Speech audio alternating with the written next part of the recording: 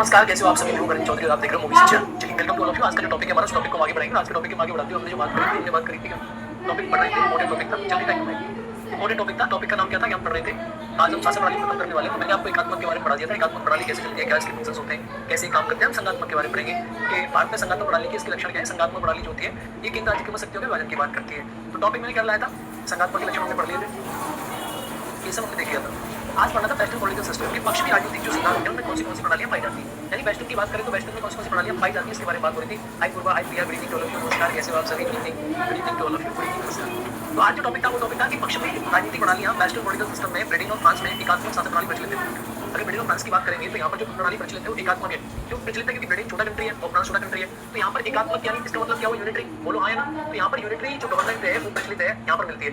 अतः वहाँ के प्रशासनिक ढांचे संयुक्त राज्य अमेरिका की तुलना में अधिक केंद्रीकृत सेंट्रलाइज्ड है। क्यों? क्योंकि यहाँ संयुक्त राज्य अमेरिका बहुत बड़ा राज्य है। यहाँ पर क्या है कि 50 राज्यों ने आपस में मिलकर एक बनाया जिसको बोलते हैं USA, United state of America. जबकि इनमें छोटे छोटे कंट्री है और छोटे छोटे कंट्री है तो इनमें आपको देखने को मिलता है कि कंट्रीज में एक एक जो है इन कंट्री ने छोटे छोटे अपने समूह बना रखे। उसमें कोई समस्या आ रही थी पेन टैब से पढ़ाने में, तो वो जो फीचर है वो उसमें वीडियो अपलोड नहीं हो पा रही, इसलिए दोबारा से इसी पे क्लास अपनी चालू कर दिए। इसमें कोई समस्या आप लोगों को नहीं आएगी, ठीक है? सब कुछ क्लियर है, audio video quality everything is fine and clear. Open हो जाएगा, 3 और 4 पार्ट भी ओपन हो जाएगा। पेन हमारे पास एक और रखा हुआ ना, एक रखा है नया, ठीक है? इसमें तो वही एक मिनट,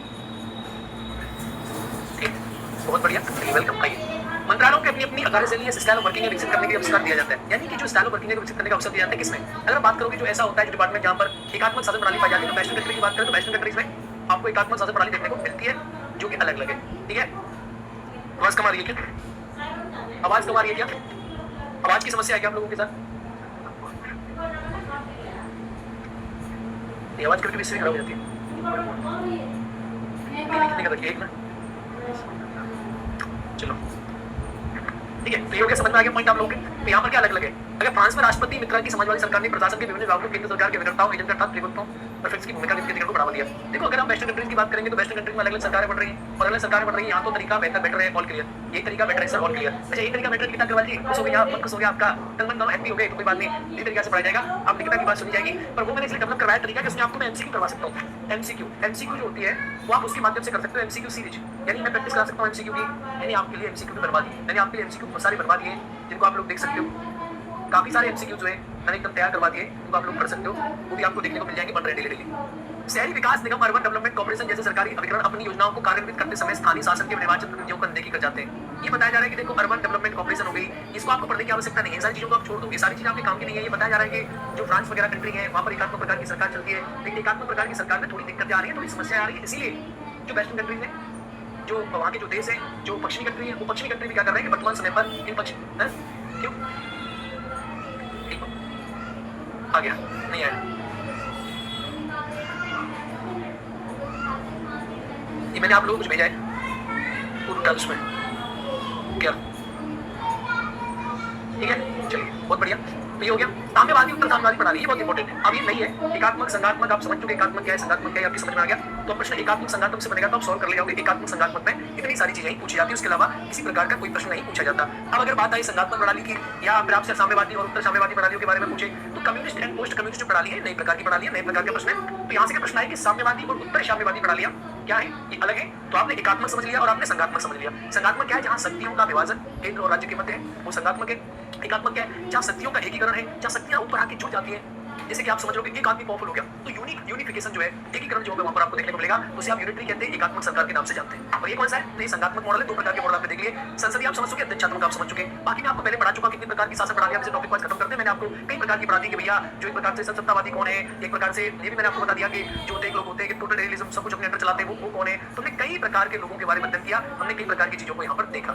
हाँ, अगर भारत के बारे में बात आए तो देखो भारत की प्रणालियां पढ़ रहे हो। भारत जो है वो एक क्वासी फेडरल कंट्री है। भारत की प्रणाली कैसी है? तो भारत में न संघ है न राज्य है। भारत जो है वो अर्ध संघात्मक प्रवृत्ति का देश है। आप बता सकते हो कि इंडिया इसे क्वासी फेडरल इन नेचर।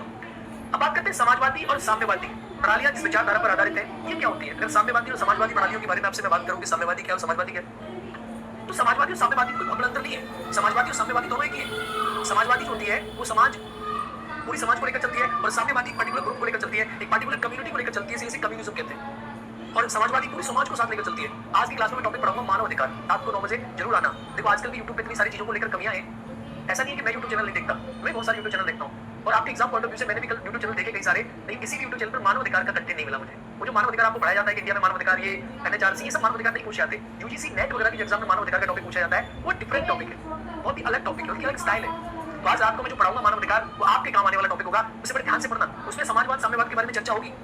तो समाजवादी साम्यवादी पूर्वोत्तरी सोवियत संघ में संघात्मक प्रणाली थी। अगर पूर्वोत्तर सोवियत संघ की बात करें, जैसे वर्तमान में तो रूस हो गया, लेकिन इससे पहले की बात करते हैं आप, जो सोवियत संघ हुआ करता था, जिसे बोलते थे सोवियत संघ। तो सोवियत संघ जो था 1991 से पहले, उसमें संघात्मकवादी प्रणाली थी। वर्तमान जनवादी चीन गणराज्य के अंतर्गत एकात्मक प्रणाली अपनाई गई है, और चीन है उसमें एकात्मक प्रणाली है। इसका मतलब क्या हुआ कि समाजवादी और साम्यवादी जो है, इनमें प्रणाली में अलग अलग है। समाजवादी संघवाद को अपनाते और साम्यवादी एकात्मकवाद को अपनाते। साम्यवाद से ही समाजवाद निकला है क्या सर? हाँ, बिल्कुल निकला है। समाजवाद से ही साम्यवाद निकला है, ये बिल्कुल एक ही बात है। समाजवाद बड़ा रूप है, साम्यवाद इसका छोटा रूप है। लगातार साम्यवादी दल ही सत्तारूढ़ रहता है। यानी अब जो साम्यवादी सरकारों में क्या होती है, एकात्मक गवर्नमेंट मानी जाती है। अब एकात्मक में क्या होता है, एक पर्टिकुलर ग्रुप होता है। जैसे मैंने क्या बोला, कम्यून, अभी वर्ड निकला है कम्यून से। आप यहाँ शासन प्रणाली समझ रहे हो, साम्यवाद नहीं पढ़ रहे। मैं आपको बता रहा हूँ, कम्यून, कम्यून का मतलब है कम्युनिटी, और कम्युनिटी का मतलब है, कम्युनिटी से निकलता है कम्युनिज्म। जो कम्युनिज्म नाम का वर्ड है, कम्युनिटी से निकल कर आया है, और इसका सीधा सा मतलब है ऐसी प्रणाली जिसमें सत्ता किसी दल के हाथ में रहे, एक ही दल सभी प्रकार की सत्ता का प्रयोग करे। साम्यवादी प्रणालियों में अधिकार को जन आकांक्षाओं को पूर्ति का साधन माना जाता है।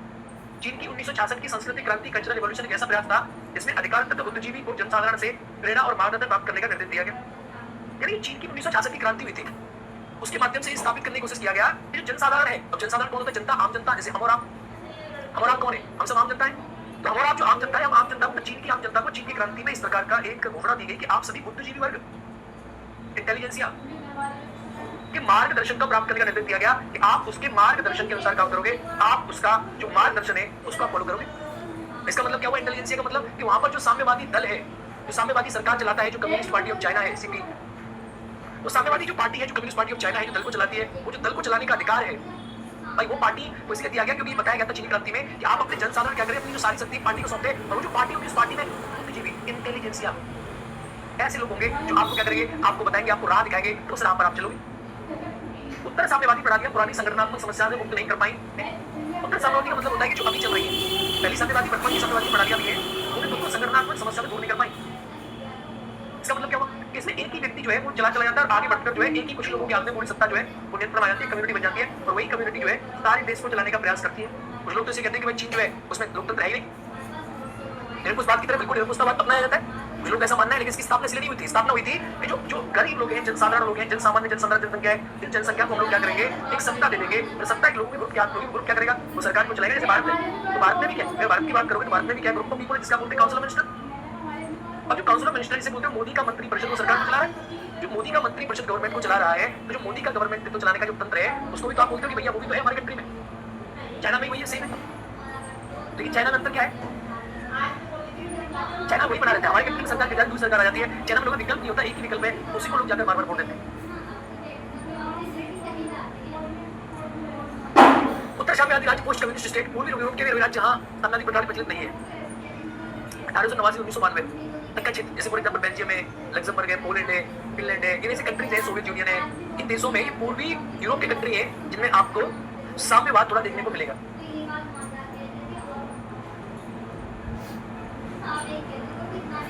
इन देशों में आपको साम्यवादी प्रवृत्ति देखने को मिली है, लेकिन ये अपनी साम्यवादी प्रणालियों को खत्म करके लोकतांत्रिक प्रणाली स्थापित करने का प्रयत्न चल रहा है। आप देखेंगे, फॉर एग्जांपल मैं आपको बताऊं तो Soviet union, Poland, Germany, Czechoslovakia, Hungary, Yugoslavia, Albania, Bulgaria, Romania, सारी ऐसी कंट्री है यहाँ पर भी साम्यवादी प्रवृत्ति देखने को मिलती है। लेकिन साम्यवादी प्रवृत्ति को दूर कर अभी यहाँ पर क्या लाया जा रहा है कि यहाँ पर जो है लोकतंत्र लाया जा रहा है, लोकतंत्र की स्थापना करी जा रही है। हम भी सर राजनीतिक हिंसा का वातावरण रहा है, और कई देश जैसे यूगोस्लाविया और चेकोस्लोवाकिया टुकड़े-टुकड़े हो चुके हैं। कई सारी कंट्री है।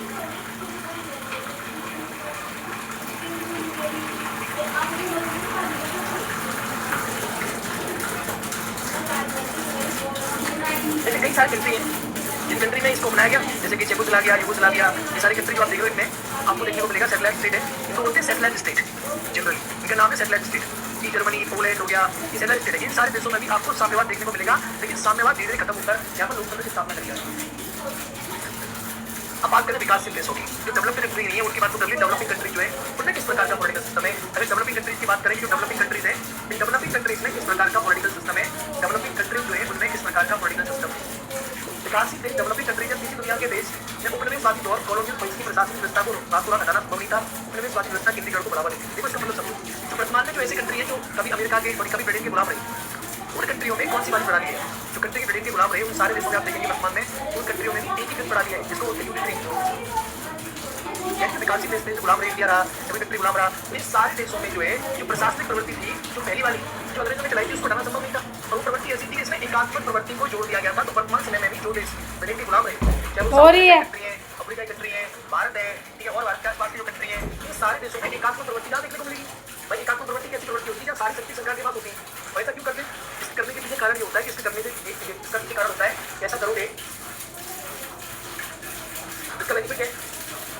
ऐसा करने से क्या होता है कि देश एक सत्ता के बाद बना रहता है एकात्मक, किसी के पास पावर नहीं होती। तो जितने भी ऐसे कंट्री हैं किसी गुलाम रहे कुछ रहा है उन्हें एकात्मक बाद हमेशा बनाया गया। तो ब्रिटेन में एकात्मक सरकार आपको देखने को मिल जाती है।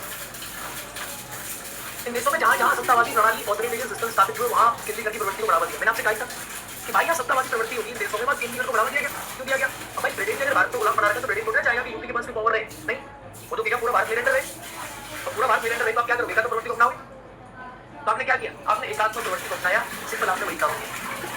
जहाँ जहाँ लोकतंत्र स्थापित हुआ वहाँ जनसाधारण की आकांक्षाओं की पूर्ति के लिए विकेंद्रीकरण की नीति को अपनाने का प्रयत्न किया जा रहा है। और जहाँ जहाँ लोकतंत्र की स्थापना हुई, ऐसे कंट्री गुलाम रहे उनमें जहाँ जहाँ लोकतंत्र की स्थापना हुई, फॉर एग्जाम्पल इंडिया है, इंडिया में लोकतंत्र की स्थापना होगी। तो ऐसे देश जहाँ जहाँ लोकतंत्र की स्थापना हुई उन कंट्रीज में, उन देशों में विकेंद्रीकरण की प्रवृत्ति को अपनाया जा रहा है। जैसे फॉर एग्जाम्पल इंडिया हो गया और एक कंट्री गुलाम रहे बड़े थे, उन कंट्रीज में आप देखोगे विकेंद्रीकरण की प्रवृत्ति आपको देखने को मिलेगी। उन सारे देशों में विकेंद्रीकरण को अपनाया जा रहा है। देशों में विशाल आकार, राजनीतिक, प्रशासनिक भ्रष्टाचार तथा भाई भतीजावाद आज भी जनाकांक्षाओं की पूर्ति का बाधक बना हुआ है। ये विकासशील कंट्री है। आप विकासशील कंट्री को देखो, विकासशील कंट्री में भाई भतीजावाद, नेपोटिज्म, ये सारी चीजें आज भी आपको देखने को मिल जाएंगी। इसकी वजह से क्या हो रहा है कि विकासशील देशों में विकास है जाता है वो जाता है।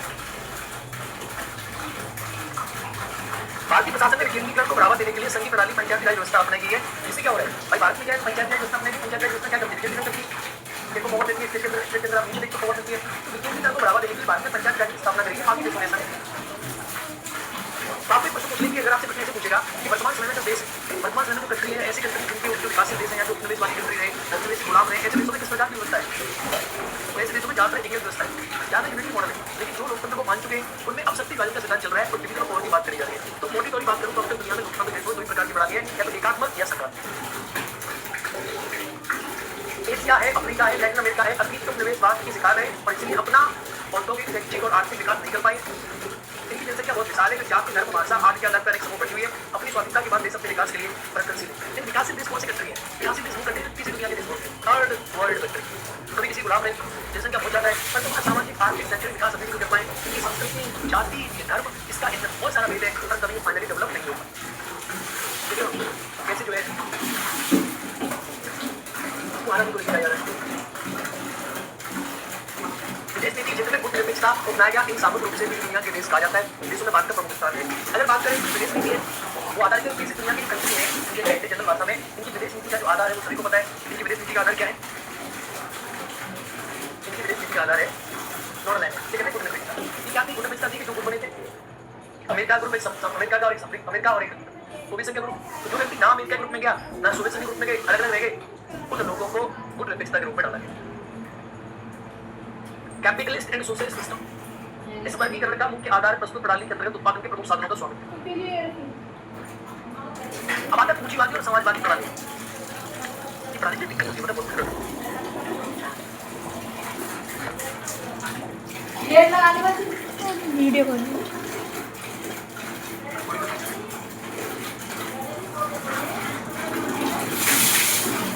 दोनों आपको देखने को मिल जाते हैं। इसमें बात आएंगे नहीं, पॉइंट क्लियर नॉट क्लियर। अब अगर बात करते हैं, अगर हम बात करें पूंजीवादी और समाजवादी प्रणालियों के बारे में, देखो ये भी प्रणाली है, पूंजीवादी समाजवादी की प्रणालियां हैं, ये भी शासन की प्रणाली है। लेकिन इनका जो वर्गीकरण है, इस वर्गीकरण का मुख्य आधार प्रस्तुत प्रणाली अंतर्गत उत्पादन के प्रमुख साधनों का स्वामित्व है। देखो उत्पादन के जो साधन है उसके स्वामित्व के आधार पर पूंजीवाद और समाजवाद है।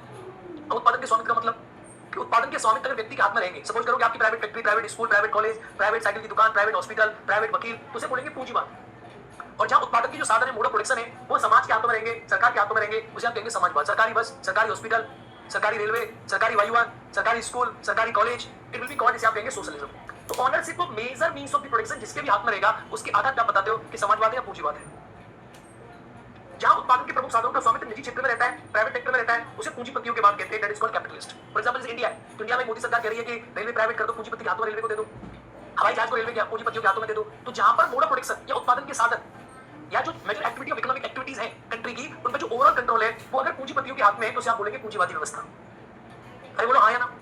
और जहां पर मोड ऑफ प्रोडक्शन ज्यादातर है, जहां उत्पादन के प्रमुख साधनों का स्वामित्व सार्वजनिक पब्लिक सेक्टर का सरकार के हाथों में रहता है, उसे बोलते हैं समाजवादी व्यवस्था। बहुत ही सिंपल है। हमारे कंट्री पहले सरकारी स्कूल थे, प्राइवेट स्कूल बनने लगे, पहले रेलवे सरकारी थे, प्राइवेट हो गए, पहले हवाई जहाज सरकारी थे, प्राइवेट हो गए। तो जहां आज हमारा देश पूंजीवाद बढ़ रहा है, तो पूंजीवाद कैसे बढ़ रहा है कैसे बताओगे? पहले आप पूंजीवाद की परिभाषा जानिए। तो व्हाट इज द कैपिटलिज्म? तो capitalism is that where the mode of production, जहां पर उत्पादन के साधन जो है वो किसी व्यक्ति या किसी पूंजीवादी व्यक्ति के हाथों में है। और समाजवाद क्या है? जहां सरकार के हाथों में सब कुछ रहे, या सरकार सारी चीजों का निर्माण करे, सरकारी बस, सरकारी स्कूल, सरकारी गाड़ी, सरकारी सब कुछ, सरकारी संस्थाएं। आज आप किसके अंदर बोलोगे? अगर मोदी जी क्या करे प्राइवेट करे, तो आप लोग कुछ लोग कहते हैं, पर लोग कहते हैं कि मोदी जी प्राइवेट कर गए, प्राइवेटाइजेशन बढ़ रहा है। और जो पढ़े लिखे लोग हैं वो क्या कहेंगे? जो पढ़े लिखे लोग हैं वो कहेंगे कि हमारे कंट्री में उत्पादन के साधन गवर्नमेंट के हाथों से प्राइवेट के हाथ में जा रहे हैं, यानी कैपिटलिज्म की तरफ गवर्नमेंट क्या कर रही है, ध्यान देती है। इसमें आर्थिक प्रणालियों इकोनॉमिक सिस्टम का वर्गीकरण है। आर्थिक प्रणालियों की भिन्न भिन्न राजनीतिक व्यवस्था की मांग करती है। अब हर प्रकार की पॉलिटिकल सेटअप है, अलग अलग प्रकार के होते हैं, अलग अलग जगह पे। पूंजीवादी और समाजवादी प्रणाली भिन्न भिन्न राजनीतिक प्रणाली की पहचान क्या है? पूंजीवादी प्रणाली मूलतः उत्पादन प्रणाली है, विकसन। अब देखो पूंजीवादी प्रणाली की पाई जाएगी अमेरिका है, इसका मतलब बिल्कुल ही पूंजीवादी का मतलब कोई सरकार से नहीं है। अब पूंजीवादी प्रणाली की प्रणाली है, generally this is the form of, ये तो आप कह सकते हो कि फॉर्म ऑफ गवर्नमेंट नहीं है। हाँ छोटू है, ये फॉर्म ऑफ गवर्नमेंट नहीं है। ये क्या है? तो जनरली है कि अर्थव्यवस्था के आधार पर बता रहे हो। सिर्फ पूंजीवाद हमेशा देश के लिए अच्छा नहीं है, क्योंकि हम एक लोकतंत्र देश है। हाँ यही बात है जो विवेक कटियार ने पूछा कि पूंजीवाद अच्छा नहीं है क्योंकि हम एक लोकतांत्रिक देश है। ये मैं बताना चाह रहा हूँ, ऐसा बिल्कुल नहीं है कि लोकतांत्रिक कंट्री जो होते हैं, ये तो आज से लोग में गलत इन्फॉर्मेशन दे रहे हैं। जो डेमोक्रेटिक कंट्री है वो थोड़ी ना होता है कि लोकतांत्रिक कंट्री पूंजीवादी नहीं होते।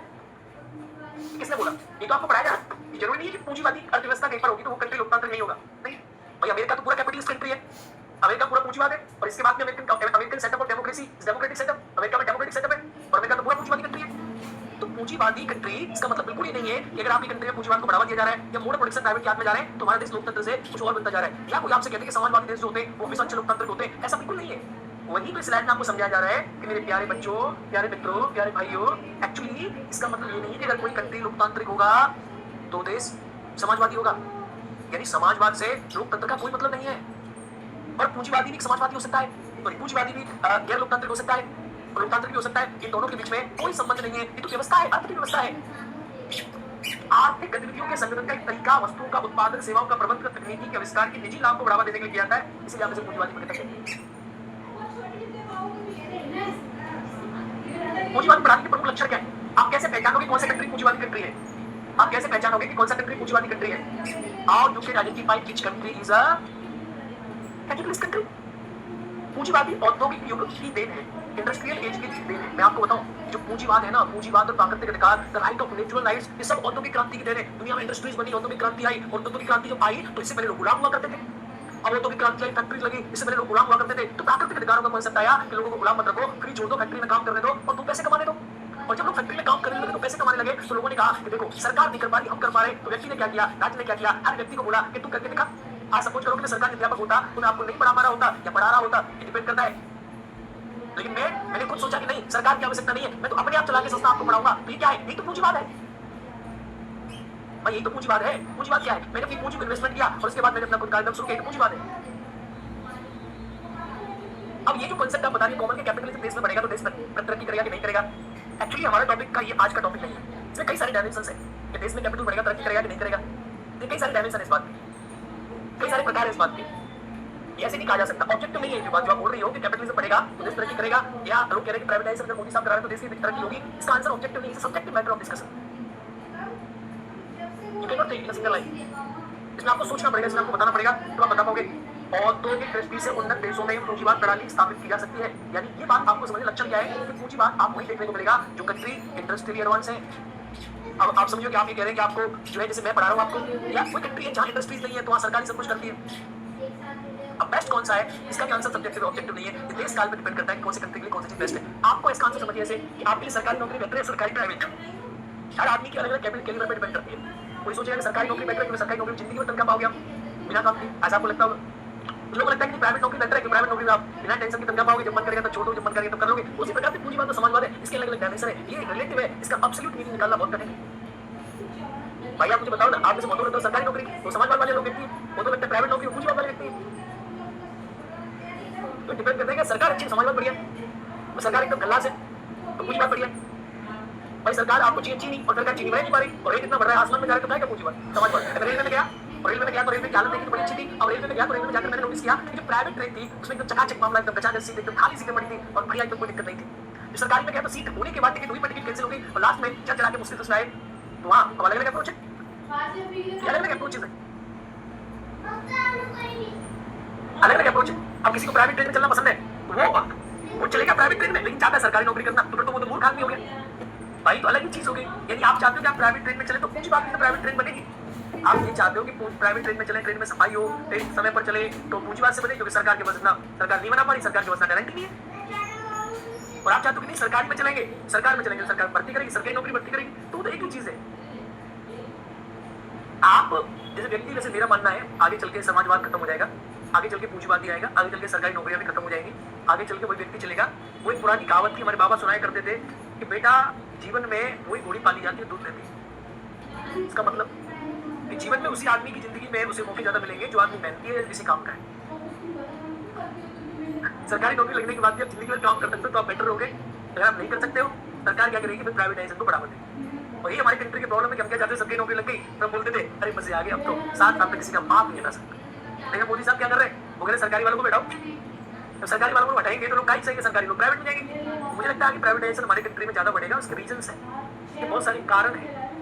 देखो अभी रेलवे में आप जाते हो तो जो बेडिंग वेडिंग बिछाने वाले हैं तनख्वाह 7,000 रुपए, तो आराम से आके काम करते हैं। और जो पुराने वाले थे उनकी तनख्वाह 7,000 रुपए हुआ करते थे, सब 10 गुना पेमेंट लेके वो सही से काम नहीं करते थे। कारण क्या था, वो कहते थे मैं तो सरकारी आदमी हूँ साहब, रेलवे का आदमी हूँ साहब, अरबों कुछ कह दिया तो मुझसे।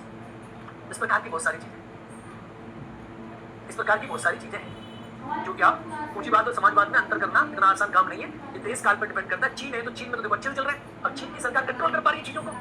भाई चाइना ने कंट्रोल किया तो चाइना चला पा रहे हैं अपनी कंट्री में साम्यवाद को। हमारी कंट्री में हमारे देश की सरकार का इतना टैलेंट नहीं है कि हम चला पाए, नहीं चला पाए। बहुत सिंपल है, आप कह सकते हो। अब प्राइवेटाइजेशन करते रहते, ठीक है प्राइवेटाइजेशन भी कौन सा बुरा है, प्राइवेटाइजेशन भी बढ़िया है। अब तो बीएसएनएल की तुम देखो, जीवन में बड़ी बड़ी चीजों को समझने के लिए छोटी छोटी चीजों को समझा करो। मुझे ये बताओ कि बीएसएनएल बढ़िया है कि एयरटेल? बीएसएनएल बढ़िया है कि एयरटेल? बीएसएनएल समाजवाद है, एयरटेल पूंजीवाद है। अब समझ में आ गया? बड़ी बड़ी चीजों को समझने के छोटे छोटे एग्जाम्पल होते हैं जीवन में, तो प्रैक्टिकल मेथड चीजों को समझा करो, ठीक है? चलिए खत्म कीजिए। विशाल पूंजी कैपिटल के निवेश का अंत लगाना जरूरी होती है। जो भी पूंजीवादी कंट्री है वहाँ पर बड़े बड़े संयंत्र लगते हैं, बहुत सारे कामगार लगते हैं, विशाल पूंजी लगती है। उत्पादन के प्रमुख साधन भूमि उपकरण संयंत्र ये निजी स्वामित्व के हाथों में होते हैं, जैसे जियो हो गया या रिलायंस हो गई, ये सब करते हैं। उत्पादन के प्रमुख साधनों का स्वामित्व अधिकार होता है कि वे अधिकतम लाभ अर्जित करें, अपनी आवश्यकताओं के अनुसार काम करें, ये बरकर रखें, उस अनुसार वो चीजों को लेकर चलते हैं। ऐसे पॉइंट है। कामगारों को भी अपनी योग्यताओं के निपुणताओं का परिश्रमिक प्राप्त करने के लिए कहीं भी काम करने का, छोड़ने का अधिकार होता है। कामकाज का मतलब होता है नौकरी, जो लोग करते हैं, जैसे मैं कर रहा हूँ नौकरी, तो कहीं भी आपको अधिकार है छोड़ने का। पूंजीवादी देशों में ऐसा होता है, समाजवादी व्यवस्था में ऐसा नहीं होता। इस व्यवस्था में अंतर्गत सब व्यक्तियों को आर्थिक गतिविधियों को प्रेरित करने के लिए द्रव्यात्मक प्रोत्साहन का विस्तृत उपयोग किया जाता है। अब द्रव्यात्मक का मतलब लिक्विडिटी मीन्स, यानी इसमें क्या होता है, लिक्विडिटी सबसे इंपॉर्टेंट चीज होती है। जहां आदमी को ज्यादा पैसा मिलता है, पैसा मतलब पैसा और पैसा मतलब लिक्विडिटी, तो जहां पर आदमी को ज्यादा लिक्विडिटी मिलती है आदमी वही काम करना चाहता है। तो ऐसी व्यवस्था में वो लिक्विडिटी वाले फंक्शंस को बढ़ावा दिया जाता है। ये बहुत सिंपल सा पॉइंट है जो आपको यहाँ समझना है।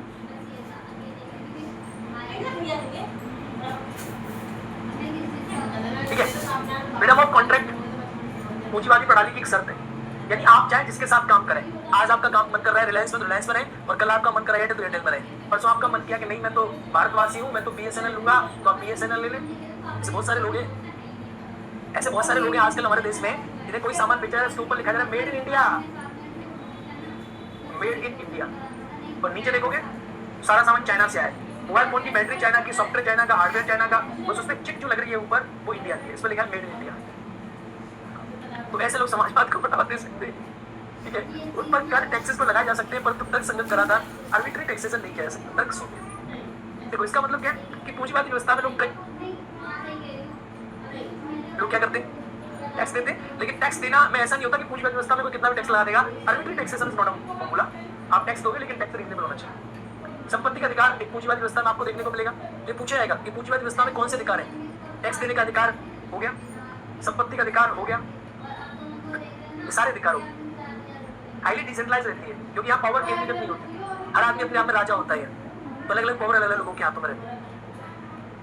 तालमेल कोऑर्डिनेशन स्थापित करने के कार्य में बाजार तंत्र पर छोड़ दिया जाता है जो मुक्त प्रतिस्पर्धा का आधारित होता है। इसका मतलब क्या हुआ कि जो पूंजीवादी व्यवस्था होती है इसमें बाजार देखता है सारी चीजें। बाजार, अब बाजार का मतलब क्या, इकोनॉमिक से प्रोडक्शन, डिस्ट्रीब्यूशन, एक्सचेंज, कंजम्पशन, यानी बाजार का तालमेल जो होता है, अगर मछली ज्यादा होगी, पैदा ज्यादा होगी मछली की और खपत कम होगी तो मछली सस्ती होगी। दूध ज्यादा पैदा हो रहा है, खपत कम हो रही है, दूध सस्ता होगा। खपत अधिक हो रही है, दूध कम पैदा हो रहा है, दूध महंगा होगा। तो ये अपने आप मार्केट सेल्फ रेगुलेटेड होता है, मार्केट का कोऑर्डिनेशन होता है, मार्केट का तालमेल होता है, और ये पूंजीवादी व्यवस्था है। पूंजीवादी प्रणाली के अंतर्गत उत्पादन, प्रोडक्शन और डिस्ट्रीब्यूशन और एक्सचेंज के साधन निजी स्वामित्व में रहते हैं। पूंजीवादी व्यवस्था में जो प्रोडक्शन है ये चीज है, ये पूरी अच्छी है, कुछ भी कह लो, ये एक एग्जांपल है, इसके आधार पर आप कह सकते हो कि दैट इज द पूंजीवादी कैपिटलिस्ट मार्केट। या मींस ऑफ प्रोडक्शन और डिस्ट्रीब्यूशन और एक्सचेंज तीनों जो है निजी साधन में रहते हैं। यानी जैसे दूध इंडिया में पैदा हो रहा है, तो दूध अभी ऐसा तो नहीं सरकार ने भैंस मान रखी कि मोदी साहब ने जो है 1000-1500 भैंस ले रखी हो, या बाबा योगी ने 1000-2000 गाय ले रखी हो, तो नहीं। जो मींस ऑफ प्रोडक्शन है वो प्राइवेट के हाथ में रहती है, कैपिटलिस्ट कंट्री में मेजॉरिटी ऑफ। अब इसका मतलब ऐसा नहीं दूध से, आप रिलायंस का तेल देख लीजिए, प्रोडक्शन ही तो हो रहा है, मींस ऑफ प्रोडक्शन प्राइवेट के हाथ में। जब मींस ऑफ प्रोडक्शन प्राइवेट के हाथ में होगा, ये एग्जांपल है, इससे आप समझ सकते हो कि आपसे पूछा जाए कि which of the following is a characteristic of a capitalist country, निम्नलिखित दिए गए कथनों में से, तथ्यों में से कौन सा पूंजीवादी अर्थव्यवस्था का एक उदाहरण है, तो बता सकते हो कि जब उत्पादन के साधन मींस ऑफ डिस्ट्रीब्यूशन, उत्पादन के साधन और एक्सचेंज तीनों प्राइवेट के हाथों में रहते हैं, तो आप बोलते हो। नागरिक स्वतंत्रता, सिविल लिबर्टी को विशेष महत्व दिया जाता है। जहां पर एक पूंजीवादी व्यवस्था होगी वहां पर नागरिकों के अधिकारों को विशेष महत्व देंगे। चाइना की तरह नहीं, उल्टा नहीं होगा। अब इंपॉर्टेंट पॉइंट है कि जहां पर भी पूंजीवाद होता है वो कल्याणकारी राज्य लोकतांत्रिक समाज के रूप में डाला जा सकता है, कि जहां पर भी पूंजीवाद आपको देखने को मिलेगा उस पूंजीवादी कंट्री में कल्याणकारी राज्य का कॉन्सेप्ट भी आपको देखने को मिलता है। फॉर एग्जाम्पल जैसे कि पूंजीवाद है तो सरकार क्या करती है, अब लोगों के में सरकार क्या करती है, सरकार लोग टैक्स देते हैं, लोग सरकार रोड बनाएगी। तो पूंजीवादी व्यवस्था में सरकार का जो काम है वो लोक कल्याणकार का काम है। सरकार जो है वेलफेयर स्टेट कॉन्सेप्ट पे काम करती है। सरकार का काम सिर्फ पॉलिसी करना नहीं होता। देखो मेरी बात समझना बड़े ध्यान से बेटा, आप मेरी बात को बड़े ध्यान से समझना। आपको पुलिस वाले से डर कब लगता है, कब डर लगता है पुलिस वाले से आपको? आपको डर जब लगता है पुलिस से, स्टेट, राज्य क्या है, राज्य तो पुलिस ही। अगर कभी आपको राज्य की शक्ति देखनी हो तो आप किसी पुलिस थाने के पास चले जाना। आपको कभी किसी राज्य की शक्ति देखनी हो तो आपको पता ना चले राज्य क्या है, तो आप पुलिस थाने के पास चले जाना, और पुलिस थाने के पास जाके आप डांस करना, और राज्य आएगा, राज्य स्टेट आएगा। और जब राज्य आएगा तो राज्य से डर आपको कब लगेगा? जब लगेगा राज्य से डर आपको, प्यार करोगे तब तो नहीं है, वो तो अलग ही कॉन्सेप्ट हो गया। लेकिन जब आदमी को, पैसे वाले लोगों को राज्य से कम डर लगता है, देखो they have their own independent system. इसका मतलब है राज्य को खरीद लेते हैं और राज्य की पुलिस पे विश्वास नहीं करते, खुद के प्राइवेट सिक्योरिटी गार्ड रखते हैं ना वो, राज्य की सिक्योरिटी से मतलब ही नहीं है। तो कहीं ना कहीं आप देखो तो राज्य का जो कार्य है वेलफेयर स्टेट का है। जैसे आप बड़े कंट्री में चले जाओगे, जैसे अमेरिका है, अब अमेरिका में या ब्रिटेन में चले जाओगे तो वहां थोड़ा फर्क पड़ता है कि तो प्रधानमंत्री और राष्ट्रपति हो, फर्क पड़ता है पर बहुत कम। वहां लोग डरते नहीं है, क्योंकि वहां लोग क्या करते हैं, वो लोग अपने डिपेंडेंट पर जीवन जी रहे होते हैं। जो कंट्री बहुत ज्यादा धनी हो जाता है, वो विकसित हो जाता है, वहां पर आप देखोगे जनरली पुलिस हो गई, सरकार हो गई, इनकी शक्ति कमजोर हो जाती है। और इनका जो कार्य होता है वो होता है कि सरकार तब बनती है जब मैं अगर सरकार जाऊंगा लोगों को बोलूं मेरे प्यारे साथियों मैं आपके साथ ये करूंगा वो करूंगा। ऐसा नहीं कि मैं आपको रोटी कपड़ा मकान दूंगा। विकासशील देशों में सरकार बोलती है रोटी कपड़ा मकान देंगे, तुझे पीटेगा नहीं, तुझे मारेगा नहीं, तुझे जाति का गलत काम नहीं होने देंगे। ये धर्म, राजनीति, जाति, राजनीति, ये सब चलता है विकासशील कंट्री में। जब तुम विकसित हो जाओगे तो करोड़पति, तुम्हारा भाई करोड़पति, अगला वाला BMW में, तुम ऑडी में, तीसरा वाला मर्सिडीज में, तो जब BMW, ऑडी, मर्सिडीज तो सब चल रहे होंगे तो उसके बाद थोड़ी ना पूछोगे कि राज्य कौन है। विकसित देश बन जाते हैं। विकसित देशों में जाने के बाद राज्य का जो रूप है वो फिर कैसा बन जाता है, वो कल्याणकारी प्रवृत्ति का बन जाता है। लेकिन हर चीज का अंत भी होता है। जो राज्य की प्रवृत्ति कल्याणकारी प्रवृत्ति की बन जाती है, जो राज्य एकदम लोग कल्याणकारी प्रवृत्ति का बन जाता है और राज्य का कार्य किया जाता है पुलिसिंग करना, तब उसामा बिन लादेन जैसे आदमी आते हैं और लोग गिरा देते हैं। जब वो पकड़ा देते हैं तो अमेरिका के लोगों में खलबली मच जाती है। तो फिर वो कहते हैं राज्य कहाँ है, राज्य कहाँ है, राज्य को ढूंढे। फिर राज्य आता है, राज्य कहता है मैं हूँ, राज्य से बोलता है कि अच्छा मैं अब रोकूंगा उसामा बिन लादेन को, मैं मारूंगा। तो कहते हैं अच्छा तो लो टैक्स लो पैसे लो, हथियार खरीदो, मार दो। राज्य क्या करता है, राज्य उसामा बिन लादेन को मार देता है। तो स्टेट के जो फंक्शंस हैं वो चेंज हो रहे हैं। वो समझ में आया? समझ में आया कि नहीं आया? मैं बोल दो यार, मैं अपने फ्लो में चला जाता हूँ, पॉलिटिकल साइंस के फ्लो में करेक्ट बड़ी चीज हो जाती है। अब समझ में आया? तो राज्य की प्रकृति भी देशों के अकॉर्डिंग बदलती रहती है। लेकिन पूंजीवादी कंट्री जो होते हैं, अगर आपसे पूछा जाए वो राज्य को बहुत महत्व नहीं देते। सिंपल बात समझ, उनके लिए प्रधानमंत्री कुछ नहीं होते। उनके लिए बाप बड़ा ना भैया, सबसे बड़ा Great Britain, France, Germany, Sweden, Denmark, Norway, Austria, Belgium, Holland, Australia, New Zealand, Japan, इन सारे देशों में पूंजीवादी कंट्री है। कौन सी कंट्री बताई मैंने आपको? ग्रेट ब्रिटेन, फ्रांस, ब्रिटेन में, फ्रांस में, अमेरिका देख लो, स्वीडन देख लो, डेनमार्क देख लो, नॉर्वे देख लो, बेल्जियम देख लो, ये सारे देशों में आपको पूंजीवादी प्रवृत्ति देखने को मिल जाएगी। ये सारे कंट्री पूंजीवादी प्रवृत्ति के देश। अभी पूंजीवाद खत्म, आता है समाजवाद। अब समाजवाद में मैंने क्या बताया आपको? अब देखो समाजवाद तो आप समझ भी रहे हो, समाजवाद क्या बीमारी है। क्या करो जी, समाजवाद तुम समझ रहे हो समाजवाद क्या बीमारी है? बेटा देखो समाजवाद क्या है? समाजवाद एक ऐसी मुर्गी है जब उत्पादन वितरण के प्रमुख साधनों पर स्वामित्व राज्य का रहता है। जैसे आपने देखा इंदिरा गांधी की सरकार थी, भारत में दवाई सरकारी, मिठाई सरकारी, बैंक सरकारी, हॉस्पिटल सरकारी। उस दिन इंदिरा गांधी रहती, संजय गांधी रहते तो आपकी शादी भी सरकारी हो रही होती। अभी प्राइवेट है लेकिन सरकारी हो रही होती, लेकिन अब क्या बताएं आपको, नहीं रही। ठीक है, सार्वजनिक सेवा के उद्देश्य से लाभ को बढ़ावा नहीं होता। पूंजीवाद प्रणाली को मुक्त बाजार अर्थव्यवस्था पर आधारित होती है। समाजवादी जो है ये अर्थव्यवस्था अनिवार्य राज्य के नियंत्रण में रखी जाती है। पूंजीवादी फ्री मार्केट होता है, लोगों के हाथ में पैसे पैसा, एकदम कैश कैश कैश। लोग कहते हैं भैया हम तो टमाटर बेचेंगे 100 रुपए किलो, 100 रुपए किलो टमाटर बेचेंगे। पूंजीवादी में लोग जाते हैं मॉल में बैठते हैं, चकाचक एक टमाटर लेते हैं, इतना घिसते हैं, टमाटर मतलब लाल लाल नजर आता है, टमाटर बन जाता है गुलाब जामुन एकदम। टमाटर एकदम लाल और एकदम रखा जाता है ऐसी जगह पे कि जहाँ ऐसा आदमी तो घुस ही नहीं पाए जिसकी औकात डाउन हो। वहाँ ऐसा आदमी घुसता है जिसकी औकात एकदम हाई है और उनसे कहता है excuse me sir, would you like to buy this fresh bread potato fresh tomato. Sir ये टमाटर जो है सीधे चिली से आए सर, इस इंपोर्टेड, इंडियन नहीं है सर ये। इनको खाओगे तो सर आपकी बॉडी जो है तुरंत लाल हो जाएगी, एकदम खाते ही गरम लाल। तो आप 100 रुपए किलो टमाटर खरीद लिए, लेकिन समाजवादी में क्या है, समाजवादी फिक्स्ड है कि बेटा टमाटर का रेट रहेगा 10 रुपए किलो, तो 10 से ऊपर बेचना तो कुछ भी कर लो सब बराबर ही कमाएंगे। 10 रुपए किलो टमाटर बिकेगा तो इसका रेट फिक्स्ड है।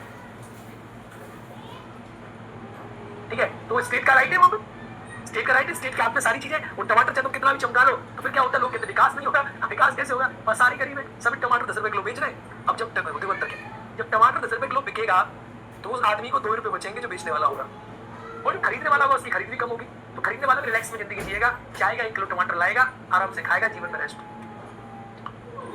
जो बेचने वाला है वो भी जाएगा 1 किलो टमाटर बेच के आएगा, 2 रुपए कमा के लाएगा, जीवन में रेस्ट। अब क्या है, पूंजीवाद में क्या होता है, जब आदमी जाएगा और टमाटर पाएगा 100 रुपए किलो और कमाई हो रही है उसकी 1 रुपया, तो पिक्चर देखी थी, खर्चा रुपया कमाई चवन्नी, कमाई चवन्नी खर्चा रुपया। वो वाला सिस्टम होगा तो क्या होगा, लोग कहेंगे मुझे भी पैसा चाहिए, मुझे भी धन कमा रहा है, I would like to earn money, मुझे भी पैसा कमाना है, बहुत कच्चे भाई, लाइट महंगी, बिजली महंगी, पानी महंगा। आप क्या करोगे, और ज्यादा कमाओगे, तो आप इकोनॉमिक एक्टिविटीज बढ़ जाती है, आपके personal efforts to earn money बढ़ जाते हैं। इसीलिए क्या